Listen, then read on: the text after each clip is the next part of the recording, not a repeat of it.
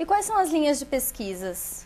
Nós temos duas linhas de pesquisa básicas. Uma delas se chama Memória e Identidade e a outra Linguagens e Processos Comunicacionais. Nós poderíamos dizer que as duas, de um modo geral, trabalham algumas categorias e alguns conceitos que são básicos ao curso. Nós trabalhamos com conceitos e categorias de memória e de identidade, visto a partir e enfocado a partir de diferentes mídias, por exemplo. Trabalhamos nesta linha de memória e identidade que eu comentei anteriormente, esses processos e as manifestações culturais observados à luz da questão da memória individual e coletiva, da constituição de identidades. Então, se analisa, se tem como foco o cotidiano, as relações estabelecidas na sociedade, como elas se manifestam num primeiro momento, né? Já na outra linha que nós temos, que é linguagens e processos comunicacionais, nós investigamos por meio das linguagens, né, como acontece essa difusão, o que são esses processos comunicacionais pela linguagem. Isso eu posso ver desde a linguagem na literatura, ou, por exemplo, a linguagem nas mídias, né, seja numa mídia como o jornal impresso, até as tecnologias, né, mais avançadas. Se estuda também sobre a estética que estão nessas linguagens. Então, na verdade, existem essas duas linhas, mas elas se complementam. E se um aluno ele opta por uma linha, não quer dizer que ele não vai poder fazer as disciplinas que pertencem à outra linha. Sempre o que vai reger a estrutura curricular, as escolhas desse aluno, vai ser a temática que ele vai estar no seu projeto, que o orientador, obviamente, vai ajudar a guiá-lo, né, a partir das disciplinas. Fica muito interessante neste processo a questão de que a construção do conhecimento, a construção desta formação se dá, sim, através daquilo que o acadêmico trouxer, da sua especificidade. Por exemplo, um profissional da comunicação, esta formação do conhecimento, sim, ela utiliza essa base, sim, ela talvez continue nessa base, mas ela permite, então, que sejam permeados outros conhecimentos de outras áreas e que se complementam, né? Vivemos num mundo onde a questão do uno, ela é permeada por múltiplas influências, e essas são preocupações que nós tivemos na medida em que o curso foi sendo construído por todo um colegiado multidisciplinar, de pessoas de diferentes áreas dentro de uma mesma área. Na verdade, a nossa proposta, né, é uma visão diferenciada. Nós não acreditamos mais que uma única disciplina, que uma única área dê conta de diversos assuntos. É muito difícil que uma única área consiga ter uma visão abrangente, por exemplo, de processos e manifestações culturais. Né? Não é porque se a gente vai estudar uma mídia como a televisão, por exemplo, que eu posso estudar sobre o viés da comunicação. Posso, mas se eu tiver visão de outras áreas, eu vou ter uma visão muito mais completa. Porque não é só o meio em si, não é a TV em si, né? É tudo o que essa TV tem de influência numa sociedade. Ela constitui memória, ela colabora para que as pessoas leiam mais ou que elas não leiam. O que é esse objeto da comunicação?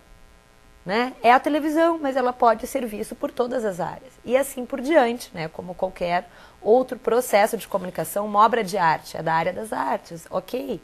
Mas a visão que as outras áreas vão ter desta obra de arte vai ter outras significações. E isso é o diferencial do nosso curso. Mesmo porque, se me permite ainda... Claro. Mesmo porque se observa que isto já ocorre na prática. Pessoas que desenvolveram a sua formação em uma área atuam nas outras áreas sem que tenham para isso conhecimento de causa, digamos assim. O que nós estamos oportunizando é a continuidade de um trabalho com a segurança de que, digamos assim, que aquele conhecimento foi construído a partir de bases teóricas e metodológicas sólidas. Então, se um historiador vai entrar para a seara da análise de um meio de comunicação, sei lá, televisão ou jornal, ele vai ter uma base teórica, metodológica da comunicação que vai lhe dar sustentação para isso. Ao mesmo tempo, um jornalista, por exemplo, vai passar a trabalhar com a construção de biografias. Bom, então ele vai poder conhecer na história e na literatura formas e métodos que vão auxiliar na construção mais segura de um produto final. Com certeza esse é o diferencial aí do curso, né? Esse curso ele tem a sua primeira edição. Como é que foi esse processo para chegarmos até o mestrado? Bom, como antes nós estamos conversando, né? Na verdade, nós trabalhamos desde 2004, a partir de uma união de projetos, de pesquisas que já eram feitas. Cada pesquisador tinha essa pesquisa, mas em um momento nós tivemos diversos eventos aqui na Fevale. Um deles foi o encontro da Rede Alcar em 2005, que consolidou realmente essa união. Foi quando nós, os pesquisadores, conhecemos o que os outros colegas também pesquisavam e nós podemos assim unir nossas pesquisas, né? Tornando esses objetos que nós estudamos muito mais interdisciplinares, com visões interdisciplinares, né? Então, desde lá foi sendo construído este projeto, depois nós fomos agregando mais outros colegas e outras áreas, tudo isso com o intuito da gente enriquecer muito mais esses estudos, né? Até que o nosso projeto, então, foi aprovado. E essa vai ser a nossa primeira turma, né, que já está tendo o processo seletivo que inicia no dia 3 de novembro agora, que é quem tem interesse pode acessar, né, pelo site da Fevale, www.fevale.br/processos. Ali vai falar de todo o processo seletivo, que ele está dividido de 3 maneiras, 3 etapas, na verdade.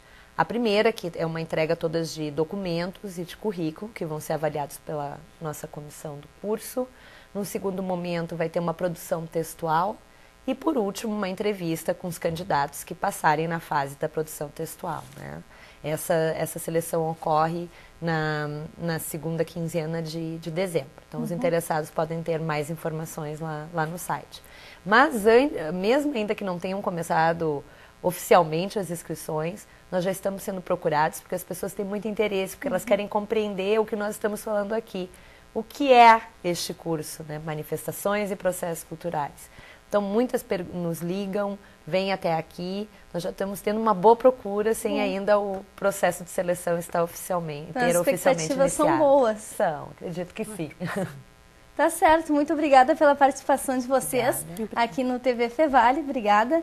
Essas são as professoras Paula Pull e também Cristina Enes da Silva. Elas estiveram aqui falando conosco sobre o curso de mestrado de processos e manifestações culturais. Mais informações, como a professora já disse, pelo site fevale.br/processos ou pelo telefone 3586-8800, ramal 9000.